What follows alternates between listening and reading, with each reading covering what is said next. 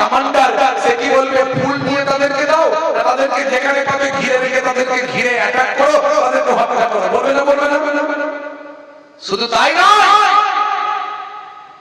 আপনি কোরআন পড়লে কোরআনের প্রেমিক হয়ে যাবেন। কত সুন্দর নির্দেশনা।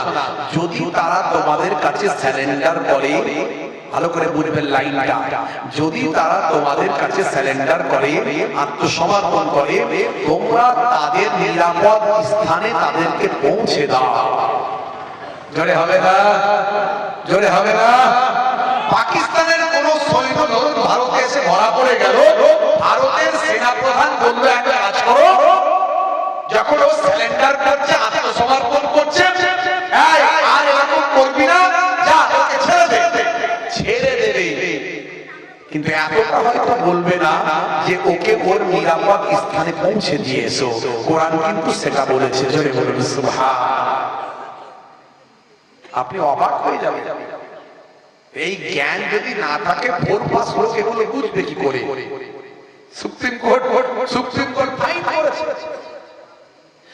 হে তরুণ যুবকেরা, হে আমার বন্ধুরা, জ্ঞানী বিজ্ঞানীর মতো মানুষ, তিনি অবাক হয়ে গেলেন। তিনি কোরআন মাজিদের ভুল খোঁজার চেষ্টা করলেন, তিনি কোরআন মাজিদের ভুল খোঁজার চেষ্টা করলেন। কোরআন মাজিদ থেকে তিনি একজন আবার পৃথিবী বিখ্যাত পণ্ডিত ছিলেন, তিনি পৃথিবী বিখ্যাত একজন জ্ঞানী মানুষ ছিলেন।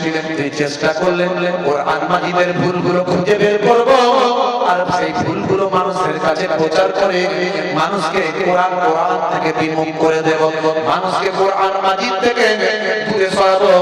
এর জন্য জ্ঞানী বিজ্ঞানীর মতো মানুষ কোরআনের বিরুদ্ধে ভুল খোঁজার চেষ্টা করলেন। এ তরুণ যুবকেরা, হে আমার বন্ধুরা, হে আমার মুরব্বিয়ানেরা, পৃথিবীর বিখ্যাত একজন পণ্ডিত মানুষ, তিনি কোরআনের বিরুদ্ধে ভুল খোঁজার চেষ্টা করলেন।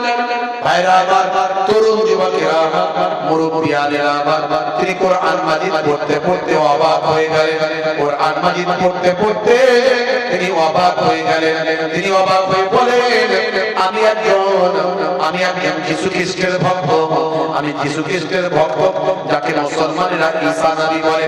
আমি সেই কোরআন মাজিদ পড়তে পড়তে দেখলাম যে কোরআন মাজিদ আখির জামানার পয়গম্বরের উপর নাযিল হয়েছে। সেই নবীর নামটা কোরআন মাজিদে 5 জায়গায় এসেছে, আর ঈসা নবীর নামটা 25 জায়গায় কোরআনে এসেছে।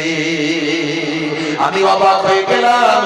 আমি যে নবীর ভক্ত, আমি যে যীশু খ্রিস্টের ভক্ত, যাকে মুসলমানরা